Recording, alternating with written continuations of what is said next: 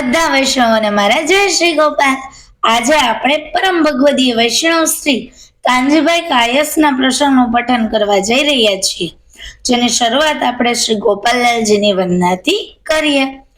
શ્રી ગોપાલમ સર્વદા વંદે ભક્તિહમ સુકૃપાનિધમ સ્વરૂપદાનદાતારમ ભાવ ભક્તિ વિવર્ધકમ।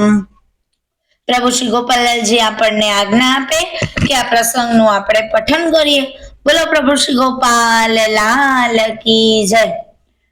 કાનજીભાઈ કચ્છ માંડવી ગામમાં રહેતા, જ્ઞાતે કાયસ વૈષ્ણવ હતા અને શ્રી ગોપાલલાલજીના અનીન સેવક હતા। શ્રી ગોપાલલાલે તેમના પર કૃપા કરી અને પોતાના હસ્તાક્ષર પધરાવી આપ્યા હતા। કાનજીભાઈ સાક્ષાત સ્વરૂપ માની તેમની સેવા કરતા, તેથી શ્રી ઠાકોરજી તેમને સાનુભાવ જણાવતા।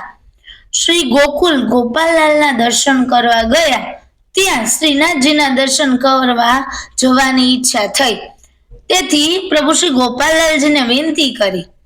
ત્યારે આપ શ્રીએ આજ્ઞા કરી જે લાલજીની આજ્ઞા લઈને જાઓ।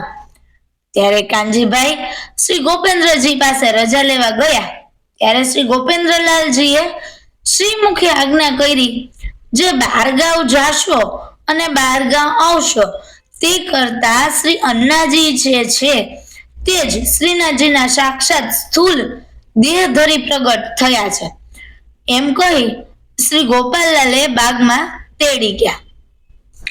મધુસૂદનની દુકાનેથી મીઠાઈ મંગાવી, અન્નકૂટ પૂર્યો અને કાનજીભાઈને સાક્ષાત શ્રીનાથજી આરોગ્ય છે એવા દર્શન આપ્યા। પછી પ્રભુ શ્રી ગોપેન્દ્રલાલજી અન્નકૂટ લૂંટાયો, થોડો પ્રસાદ રહ્યો ત્યારે કાનજીભાઈ આડા થઈને સૂતા। ત્યારે શ્રી ગોપેન્દ્રલાલજી આજ્ઞા કરી જે વૈષ્ણવો સર્વે ગામમાં પ્રસાદ દેશમાં લઈ જવા ગોપાલલાલજીના સ્વરૂપમાંથી શ્રીનાથજી સ્વરૂપના દર્શન થયા। કાનજીભાઈએ શ્રી ગોપાલલાલજીના ઘણા જ પદ ગાયા છે, વળી અષ્ટસખા હતા અને પૂર્ણ કૃપા પાત્ર ભગવદી। પછી કાનજીભાઈએ દેશમાં જવાનો વિચાર કર્યો અને શ્રી ગોપાલલાલજી પાસે વિનંતી કરી। ત્યારે વિઠ્ઠલનાથજીના સેવક ગુજરાતમાં આવતા હતા, તેમની સાથે કાનજીભાઈને મોકલ્યા અને એમને ભલામણ પણ કરી કે જે આને સંભાળીને લઈ જજો। થોડેક જતા છકડામાં ભાર વધી ગયો, એટલે છકડાવાળાએ કાનજીભાઈનો થેલો કાઢી નાખ્યો, તેથી કાનજીભાઈને થેલો ઉપાડવો પડ્યો અને મનમાં ઘણો દુઃખ થવા લાગ્યો કે જે મારા પ્રભુજી તથા તેમના સેવક વિના ચાલ્યો ને એ ભૂલ કરી, જો તે હોય તો આ મધવચમાં મારો ભાર કાઢી ના નાખે, એમ વિચાર કરીને ત્યાં અચાનક આકાશમાંથી વેલ આવી, તેમાં શ્રી પ્રભુ શ્રી ગોપાલલાલજી ઉતર્યા। કાનજીભાઈને ત્યાં પણ શ્રી ગોપાલલાલજી માંથી શ્રીનાથજીના દર્શન થયા। એમ 3 વખત શ્રીનાથજીના અને 3 વખત પ્રભુ શ્રી ગોપાલલાલજીના દર્શન આપ્યા અને મૂળ સ્વરૂપ શ્રી ગોપાલલાલજીનું ઠેરાઈ રહ્યું અને આંબા ભંડારીને કાનજી દાસનો થેલો સોંપ્યો અને કાનદાસને કહ્યું કે તને તારે ગામમાં શોભશે, તું ચિંતા ના કરીશ, હું તારી સાથે જ છું। આંબા ભંડારીએ થેલો ઉપાડી લીધો અને ભુજનગર પહોંચ્યા, ત્યાં થેલો કાનદાસને પાછો આપ્યો।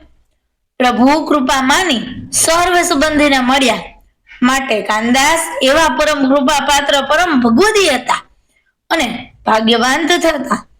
તેમની વીરતાનો પાર આવે તેમ નથી। તેની જિંદગીનો ઝાઝો સમય તેણે ગોકુલમાં પ્રભુ શ્રી ગોપાલલાલ પાસે જ વિતાવ્યો, વળી શ્રી ઠાકોરજીના વહીવટનું કામ પણ પોતે કરતા। આવા પરમ કૃપા પાત્ર કાનજીભાઈ કાયસ વૈષ્ણવ હતા। જો આ પ્રસંગના પઠનમાં મારાથી કોઈ ક્ષતિ રહી ગઈ હોય તો તુમ દાસાનો દાસ ચરણ જ જાણીને મને ક્ષમા કરજો। બોલો પ્રભુ શ્રી ગોપાલ લાલ કી જય।